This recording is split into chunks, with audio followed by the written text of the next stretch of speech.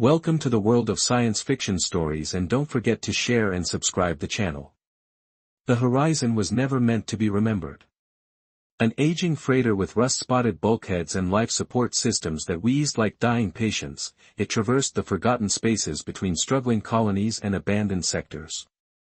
Its corridors echoed with the sound of failing machinery and whispered secrets, the kind of vessel where careers went to die, the kind of vessel where people disappeared without anyone bothering to look. Darius Vell knew this when he signed on. It suited him. 8 years of military engineering, of building things that destroyed other things, had hollowed him out. His muscles still remembered their training, his hands still moved with military precision, but his eyes had gone flat. The war had taken more than just his comrades and his faith in humanity. It had taken his purpose. All that remained was a ceremonial knife, once gleaming and lethal in his youth, now dulled by time and neglect. A relic of battles fought for causes he no longer believed in. He kept it wrapped in oilcloth beneath his bunk, a reminder of who he had been. Sometimes, late in the ship's artificial night cycle, he would unwrap it and stare at the tarnished metal, wondering what justice it had ever truly served. The crew of the Horizon left Darius alone, which suited him fine. He fixed what needed fixing, ate his rations in silence, and slept dreamlessly in the cramped engineer's quarters. Days blurred together in the endless void of space. Until she boarded. She stood out like a solar flare in the gloom of the docking bay. Her skin was the color of Earth's oceans, a teal so deep and vibrant it seemed to pulse with its own inner light. But it was her eyes that caught Darius's attention, wide, alert, haunted by something vast and terrible. The eyes of someone who had seen the universe's cruelty up close and survived it. "New passenger," grunted Jansen, the loading bay supervisor. "Paid premium for last-minute booking. Name's Nisha according to the manifest." Darius nodded, watching as she clutched a small bag to her chest, her gaze darting around the bay like a trapped animal's. Their eyes met briefly across the crowded loading area. Something electric passed between them, recognition, perhaps. The look of two people who had seen too much. Then she vanished into the depths of the ship, and Darius returned to repairing a faulty ventilation duct. Just another passenger. Just another job. He didn't care. For 3 days, the horizon plowed through the darkness between stars, and Darius barely glimpsed the teal-skinned woman. She kept to her quarters, declined communal meals, and vanished whenever crew members approached. Rumors circulated: she was a smuggler, a fugitive, a corporate spy. Darius paid them no mind. Everyone on the horizon had secrets. Hers were no concern of his. Until the night Darius couldn't sleep. The ship's recycled air felt unusually thick that night cycle, closing around his throat like a hand. He left his quarters, walking the dimly lit corridors to clear his head. His feet carried him to the lower decks, past the cargo holds where the Horizon carried its legitimate freight, past the security checkpoint that separated the official cargo from the unofficial. The security pad glowed red. Disengaged. Darius frowned. The restricted cargo hold should have been locked. He returned to his quarters, reaching beneath his bunk for the wrapped bundle he rarely touched. As he unwrapped the knife, his fingers traced the engravings along its blade. The memories surfaced unbidden. The Helio settlement. He'd designed the shield penetrators himself, elegant, efficient devices that could bypass defensive barriers to deliver precision strikes. Minimal collateral damage, the briefing had promised. Surgical removal of enemy assets. But there had been nothing surgical about it. A targeting error, or perhaps a deliberate recalibration, he would never know, had sent his penetrators into the settlement's environmental systems instead of the weapons cache. 2,000 civilians suffocated in minutes as their atmosphere vented into space. He still remembered standing in the control room, watching the life support readings flatline across the settlement grid. Watching as his superior officers nodded with satisfaction. Acceptable losses, they'd called it. That night, he'd taken this ceremonial knife, awarded for engineering excellence, and nearly turned it on himself. Instead, he'd requested a transfer. Then another. Then discharge. Running from what his hands had built. Now, holding the blade again, he felt its weight, not just the physical heft, but the burden of everything it represented. He slipped it beneath his jacket and headed back to the cargo hold, drawing it as he eased the door open. A single emergency light cast long shadows across stacked crates and secured containers. And there, hunched over a terminal, her teal skin ethereal in the dim glow of the screen, was Nisha. Her fingers flew across the keyboard, pulling up old navigational logs, route calculations, crew manifests. "Those are restricted," Darius said quietly, closing the door behind him. She whirled, her eyes wide with terror before hardening into determination. Her stance shifted, subtle, professional. The movement of someone trained for combat. "I needed to know," she said, voice steady despite her fear. "Know what?" Darius approached slowly, the knife extended between them. Not threatening. Not yet. But a reminder that he could be. "Who are you, really?" "I told you." "Nisha." "You told the purser." "Not me." The blade caught the emergency light, reflecting a dull gleam. "And I don't think that's your real name." For a moment, neither moved. Then something in her seemed to collapse, not physically, her body remained tense, ready, but something behind her eyes surrendered.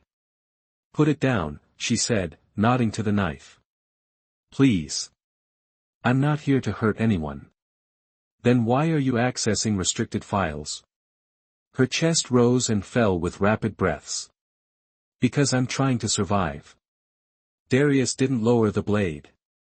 "Explain." The story spilled from her in stuttered phrases, her voice cracking with strain.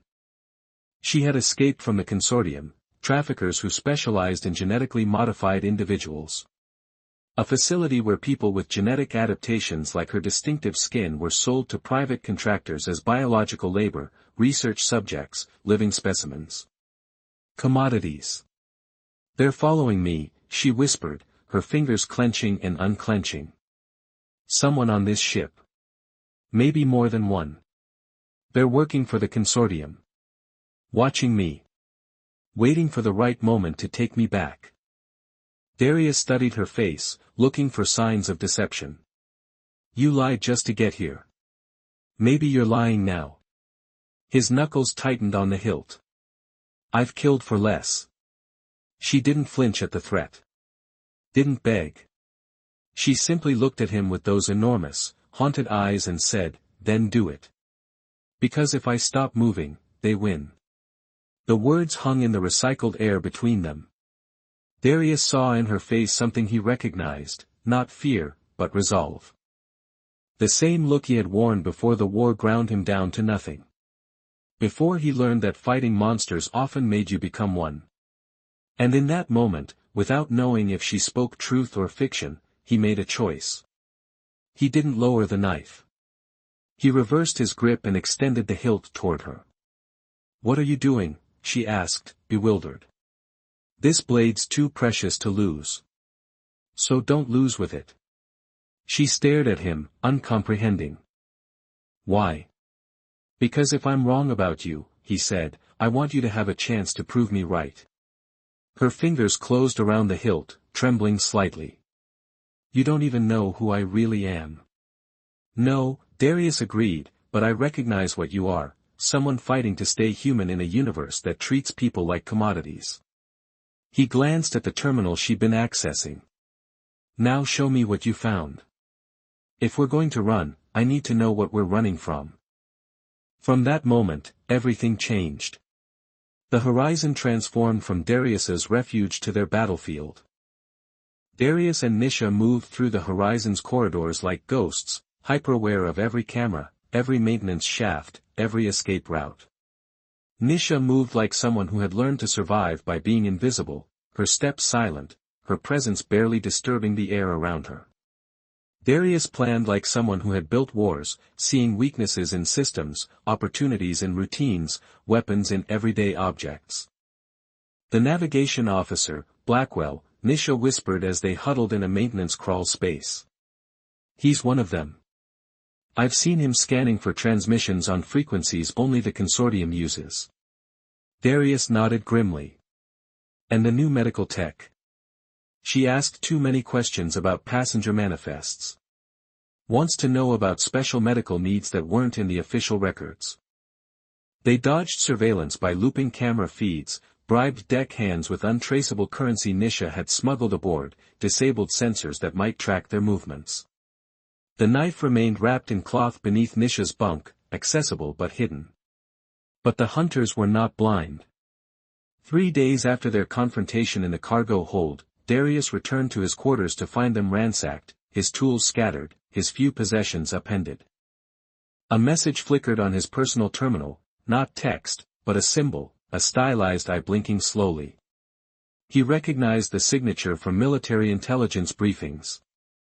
The consortium. That night, as he cut through a seldom-used corridor, a voice stopped him cold. Engineer Vell.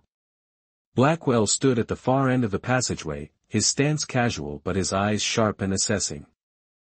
The navigation officer's uniform was impeccably pressed, his expression professionally neutral, but something predatory lurked behind his gaze. Navigation officer, Darius acknowledged, forcing his muscles to relax, his face to remain impassive. Strange occurrences aboard ship lately, Blackwell said, stepping closer. Camera malfunctions, unauthorized access to restricted systems, even some missing inventory from the medical bay. His smile never reached his eyes. As a senior officer, I'm concerned about security breaches. The Horizon is an old ship, Darius replied. Systems fail. People get restless on long hauls. Indeed they do. Blackwell was close enough now that Darius could see the faint unnatural gleam in his pupils. Optical enhancements. Military grade. People forget their place, their purpose, he gestured vaguely around them. Take this ship. Seems like a simple freighter, doesn't it? Moving goods from point to point. But every vessel serves multiple functions, if managed correctly. I just fixed the engines, Darius said, keeping his voice flat. Ship philosophy is above my pay grade. Blackwell laughed, the sound cold and perfunctory. We all have our assigned roles, don't we? Mine is ensuring that special cargo reaches its destination. His enhanced eyes focused on Darius with unsettling intensity. Yours is supposedly keeping the propulsion systems operational, yet I find you in so many places an engineer needn't be. Faulty systems throughout the ship, Darius said with a shrug. I go where the problems are. Indeed you do. Blackwell stepped aside, gesturing for Darius to pass. Just remember, Engineer Vell, on this vessel, every system is monitored, every malfunction logged, every irregularity addressed. As Darius moved past, Blackwell added softly, and my organization is particularly thorough about addressing irregularities. The threat hung in the air between them. Darius continued down the corridor, feeling Blackwell's enhanced gaze on his back until he turned the corner. When he reached the maintenance bay where Nisha waited, his expression told her everything she needed to know. They're closing in, she said. Darius nodded. Blackwell knows, or suspects. Either way, we've lost the element of surprise. Then we changed the plan. Her teal fingers traced patterns on a schematic of the ship. Make them react to us instead of hunting us. How? Her eyes met his, hard with determination. We strike first. But the killers came anyway. First it was Reeves, a mechanic who had worked the engineering deck with Darius, found, accidentally, vented during a routine maintenance check of the airlocks. His body recovered with strange bruising around the throat that didn't match any equipment malfunction. Then Portman, navigator trainee, discovered drunk in a sealed pod, supposedly self-administered sedatives in his bloodstream, despite his well-known abstention from any substance that clouded his mind. The net is tightening, Nisha murmured one night, her back pressed against a bulkhead, Darius beside her in the darkness of a rarely used storage compartment. They're eliminating potential witnesses, anyone who might have seen something, questioned something. Darius's jaw clenched. The captain hasn't even ordered an investigation. Not a real one. Because he knows, she said, her voice flat. The Horizon isn't just transporting freight. It's a ghost ship for secrets, a vessel where inconvenient people disappear and inconvenient cargo moves without questions. And now we're part of those secrets, Darius finished, the realization settling coldly in his stomach. They had 3 days before the ship would dock at Nexus Station, a decaying orbital platform around a mining colony. According to the transmission fragments Nisha had intercepted, that's where the extraction team would board, where she would be taken. Quietly. Discreetly. No screams. No witnesses. 3 days to prepare. We need weapons, Darius said, pulling up schematics of the ship's lower holds. Real ones, not just this. He gestured to the knife. Nisha's fingers brushed the wrapped blade at her side. This is real enough. Against stun batons and pulse rifles. They won't be using non-lethal methods, not after all this. His eyes met hers in the dim glow of the schematic. You don't have to do this, Nisha. This isn't your fight. If it's happening on my ship, it's my fight. The Horizon isn't yours. It's just where you've been hiding. The word struck him like a physical blow. I'm not hiding. Aren't you?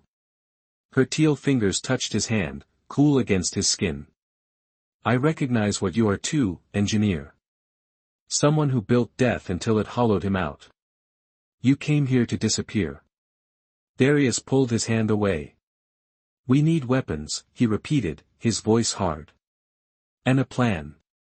The plan came together in stolen moments during shift changes, in the dead hours of the night cycle, in coded messages left in maintenance logs, crude but effective. They couldn't match the extraction team for firepower or training, but they had home field advantage. Every duct, every panel, every failing system on the Horizon was an opportunity. Darius built improvised explosives from cleaning chemicals and power cell components, rigged pressure plates from old sensor arrays, modified repair tools into cruel, effective weapons. His military training resurfaced like muscle memory, his hands moving with purpose for the first time in years. But his most important creation was something entirely different. What is this? Nisha asked, watching as he worked with the ship's terminal systems, bypassing security protocols with practiced ease. A digital phantom, Darius replied, not looking up from his work. His fingers danced across the interface, coding sequences flowing faster than she could follow. I found where they keep their records, the entire database of assets they traffic. Including you. You're hacking their system. From here. The Horizon is connected to their network, has to be for them to coordinate extractions. His eyes reflected the cold blue of the screen. Blackwell uses a secure channel to access their central registry. I've been intercepting his transmissions, building a backdoor. On the screen, columns of data scrolled past. Designations, genetic markers, market values. People reduced to inventory. There you are, Darius said softly. Designation Nisha, 9, genetic sequence optimized for deep space radiation environments, special handling protocols, current value, his voice hardened. Disgusting. She leaned closer, her teal fingers hovering over her own data. Can you find Tara? She would be classified similarly. I'm downloading everything, Darius assured her, but that's not all I'm doing. He shifted to a new sequence of code. This virus will trigger when we activate it. It won't just erase you from their system, it will corrupt their entire database. Create phantom records that lead nowhere. Send extraction teams to empty locations. A grim smile touched his lips. And flag high-value targets as already terminated. Including you. He met her eyes. Once this activates, as far as their system is concerned, Nisha, 9 will have never existed. And Tara? I'll find her designation before we deploy it. Flag her differently, not as terminated, but as misplaced. Low priority. It might buy us time to locate her before they do. It was the first time he'd said, us, in that context. Neither acknowledged it, but something shifted between them, a quiet understanding. This was no longer just her fight. Darius's hand stilled. The ghosts of Helios settlement seemed to hover over his shoulder, watching his fingers craft yet another instrument of destruction. I used to be good at building ways to kill people, he said, the words coming hard. You were good at building ways to protect people, Nisha corrected, her voice tight. The hurting came after, when you realized protection was just a pretty word for control. For deciding who deserves to live.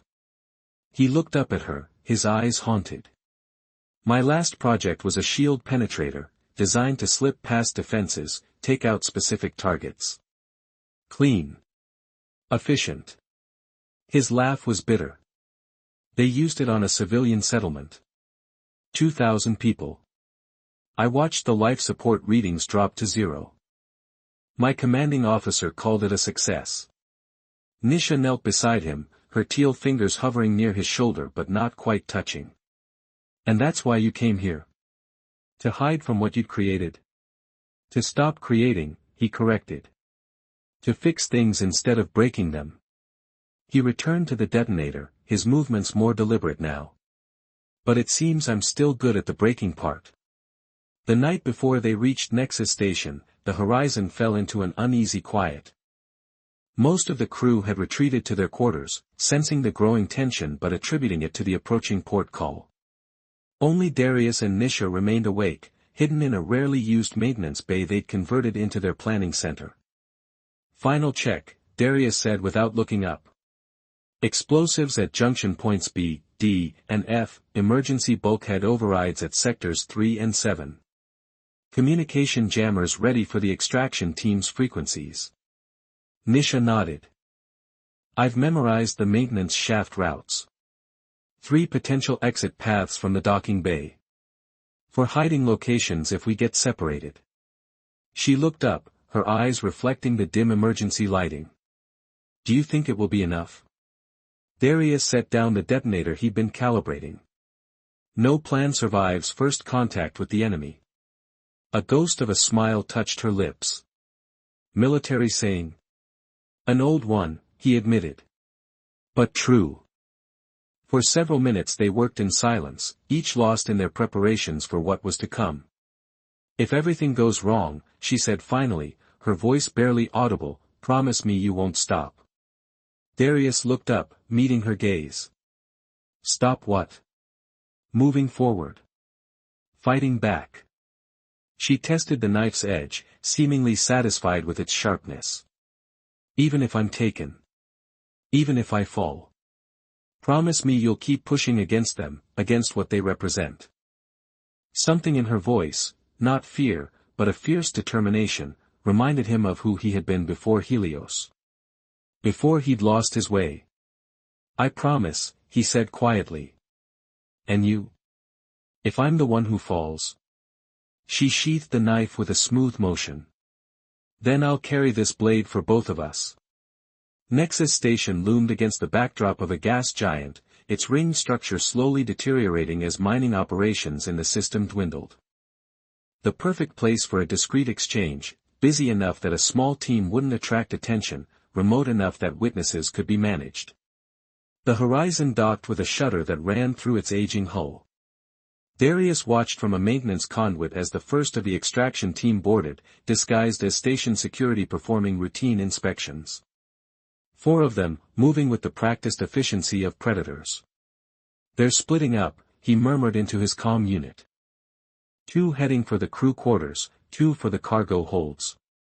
I'm in position, Nisha's voice came back, steady and cold. Remember, we only need to hold them off until you can access the main terminal in the captain's quarters. Once you deploy the virus, we finish this. Darius nodded though she couldn't see him. Blackwell is with them. He'll have the access codes we need.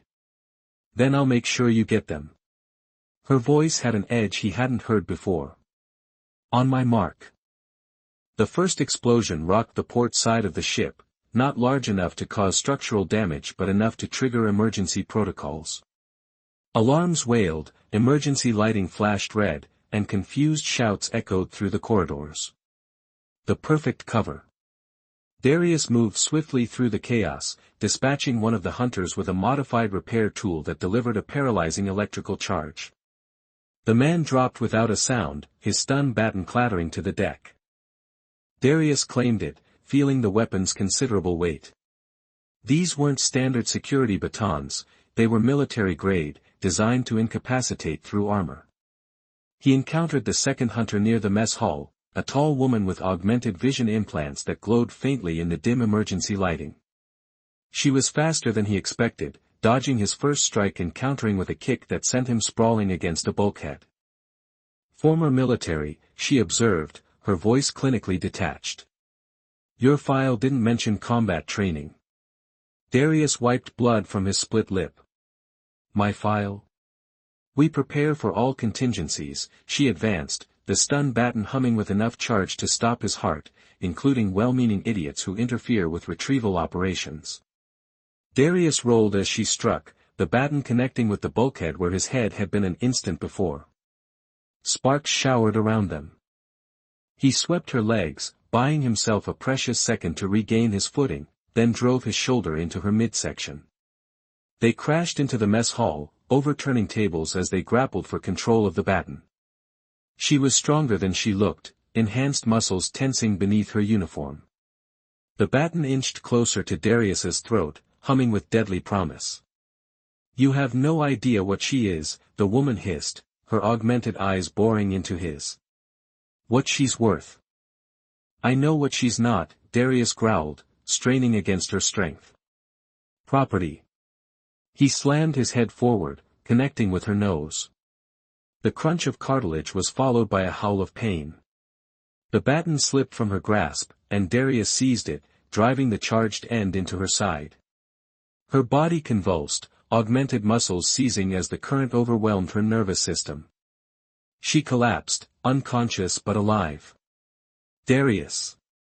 Nisha's voice crackled through the calm. Blackwell is heading for the bridge. He knows what we're planning. Darius cursed, scanning the nearby emergency schematic. I'm on my way. Can you intercept? Already moving, but the fourth hunter is with him. Armed with something heavy. Don't engage alone.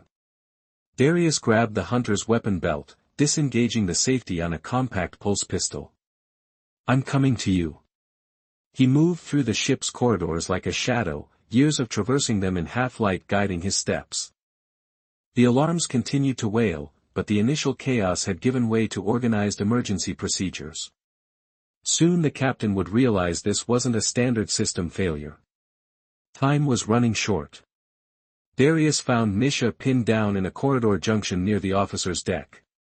Pulse fire scorched the bulkheads around her as she crouched behind a maintenance panel she'd torn loose for cover. Across the corridor, Blackwell and the fourth hunter, a heavily augmented brute with a military-grade pulse rifle, were advancing methodically, laying down suppressive fire. Unlike the other hunters, Blackwell remained calm amid the chaos. His movements were precise, his tactics showing years of training. When his companion fired wildly, Blackwell corrected him with a sharp gesture, conserving ammunition, maintaining discipline. This wasn't the navigation officer Darius had known, this was a trained operative finally revealing his true face. You won't leave this ship, Nisha, 9, Blackwell called, his voice eerily calm amid the chaos. The consortium has invested too much in your development. You know what they're doing is wrong, Nisha called back. Her voice was steady, but Darius could see her hands trembling around the knife's hilt. You've seen the facilities, the suffering. Blackwell paused in his advance, his head tilting slightly. Wrong. You misunderstand the fundamental equation. He gestured to his companion to circle around, a movement Darius caught from his position. Resources must be properly allocated for maximum efficiency. Some genetic lines are more valuable serving specific functions. We're not resources, Nisha spat. We're people. That distinction is meaningless, Blackwell replied coldly. I see assets and returns. And you're becoming too costly to maintain. Darius caught Nisha's eye from his position in the cross corridor, signaled his plan with a series of quick hand gestures, military sign language. To his surprise, she understood, responding with her own subtle movements. Not military, something else, but clear enough.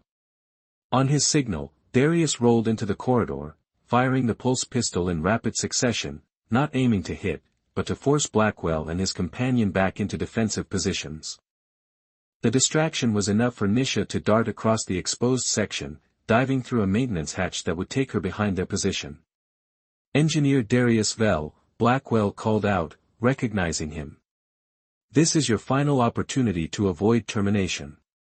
Stand down and provide the location of the asset.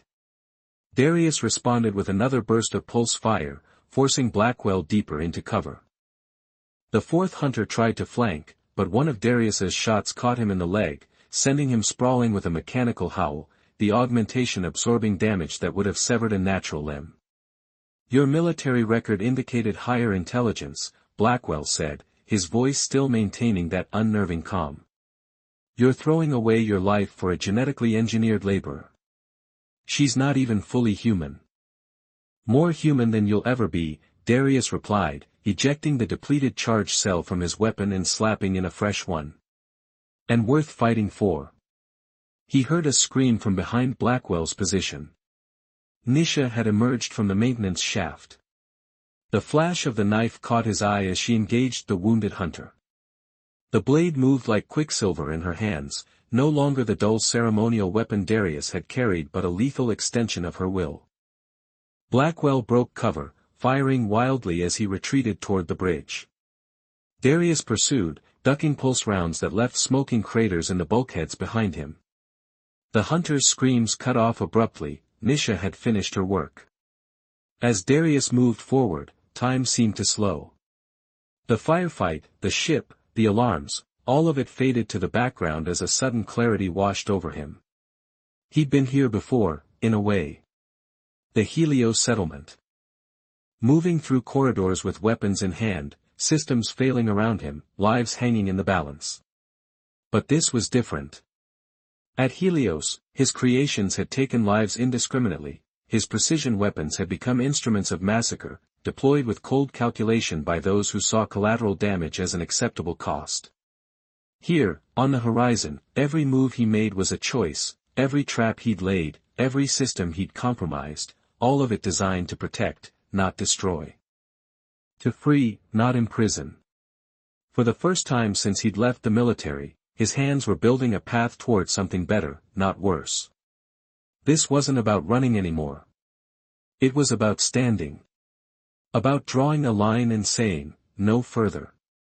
The bridge doors were sealed, but Darius had expected this. He placed a small device, one of his many improvisations, against the control panel and stepped back. The localized EMP fried the circuitry, forcing the doors into emergency override. They slid open with a hydraulic hiss. Blackwell stood at the captain's terminal, his fingers flying over the interface. The captain himself lay sprawled on the deck, a neat pulse burn between his eyes. No witnesses. No loose ends. Too late, Blackwell said without turning. I've already initiated the purge protocol. All evidence of our operation aboard this vessel is being deleted, and I've flagged the asset for immediate termination. No recovery needed. Her name is Nisha, Darius said, leveling the pulse pistol at Blackwell's back. And she's not the only one you've hurt. Blackwell turned slowly, a thin smile on his lips. Are you going to kill me, engineer? Become the monster you've been running from? His eyes flicked to something behind Darius. Or will you save her? Darius sensed the movement too late. The hunter Nisha had engaged wasn't dead, just incapacitated. He appeared in the doorway, pulse rifle raised despite the vicious wound in his side where the knife had penetrated his armor, targeting Nisha who stood just behind Darius. Time slowed. Darius had a choice, shoot Blackwell or save Nisha. No choice at all. He spun, throwing himself into Nisha as the pulse rifle discharged. The energy bolt seared past, missing them by centimeters. They crashed to the deck as Darius returned fire, 3 precise shots that dropped the hunter permanently this time. Blackwell seized the opportunity, drawing his own sidearm, but Nisha was faster. The knife flashed in the bridge's emergency lighting, arcing through the air with deadly precision. Blackwell screamed as the blade severed his gun hand at the wrist. Blood sprayed across the terminal controls.